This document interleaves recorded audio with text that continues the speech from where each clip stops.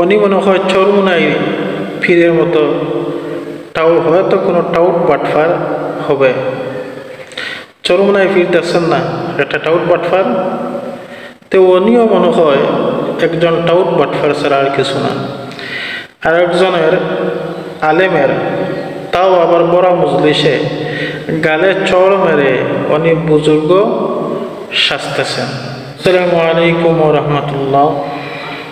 সম্মানিত প্রিয় বন্ধুগণ, আশা করি আল্লাহর রহমতে সবাই ভালো আছেন, আলহামদুলিল্লাহ।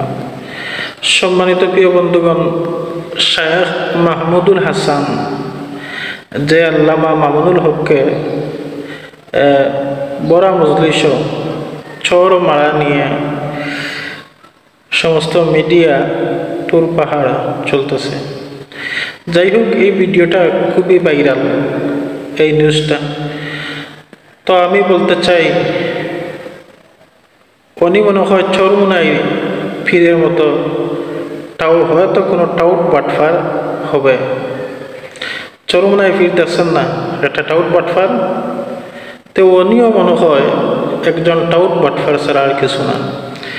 আর একজনের আলেমের, তাও আবার বড় মজলিসে গালে চড় মেরে উনি বুজুর্গ সাজতেছেন, উনি মুরব্বী সাজতেছেন।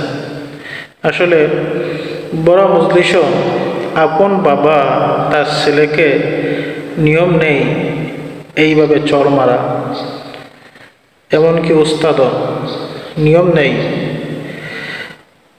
আরে আল্লামা শেখ মাহমুদুল হাসান উনি কি মুরব্বী, পৃথিবীর সবচাইতে শ্রেষ্ঠ মুরব্বী বিচারক যিনি জনাবে মুহাম্মদুর রাসূলুল্লাহ সাল্লাল্লাহু আলাইহি সাল্লামের শত শত হাজার হাজার সাহাবায়ে কেরাম ছিলেন, কিন্তু আল্লাহ রাসূল বলেও একদিন কোনো সাহাবীকে বড় মজলিসে এইভাবে চড় মারেন নাই।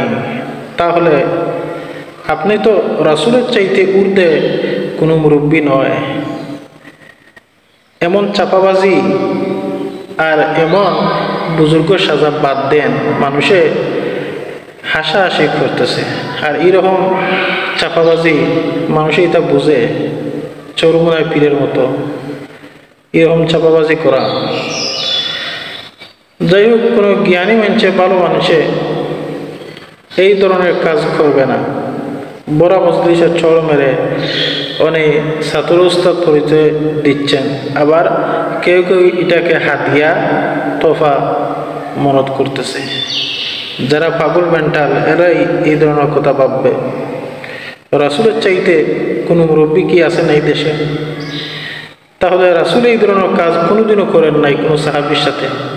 তাহলে আপনি এত বড় মুরব্বী হয়ে গেছেন, বড় মজলিসে একজন আলিমের গায়ে হাত তুললেন।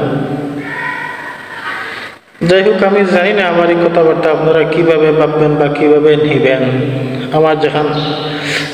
আমার কাছে যেখান বাস্তব মনে হয়েছে আমি সেটাই বললাম। যাই হোক, সবাই সুস্থ থাকেন, ভালো থাকেন। আসসালামু আলাইকুম ওয়া রাহমাতুল্লাহ।